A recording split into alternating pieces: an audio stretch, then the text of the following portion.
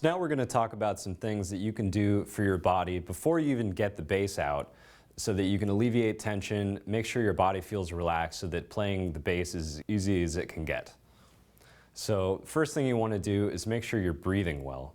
I usually like to take a few deep breaths, just like this. And right away I can feel a lot of tension going away in my neck and shoulders and in my core. This whole part of your body is what you're going to be using to get most of the sound out of the instrument. But as the nature of is the stand-up bass, we're going to be standing up a lot of the time. So make sure you have your knees bent at a comfortable level. You don't want to be like having your knees back like this because you could pass out like that. But you don't want to be super like this like you're going snowboarding. A pretty comfortable, balanced approach so that you can move around but you're not tense is ideal. So I like to bend my knees just a little bit.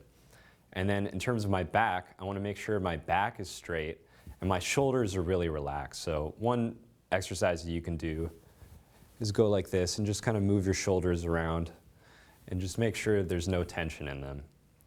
And with your neck, you can do a similar thing. Be really careful when you're rolling your neck around and just let it move around a little bit because you're going to be looking at your fingerboard.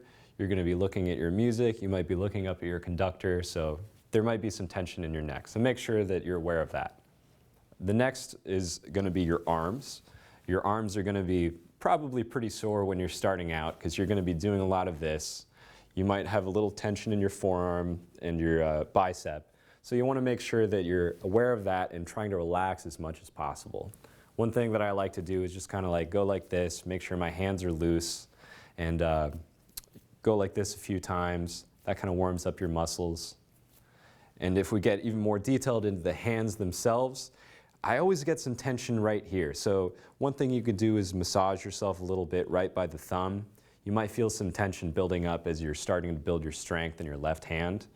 So that's an area of tension that you can be aware of, and a little bit of massage there will help keep that not quite as tense.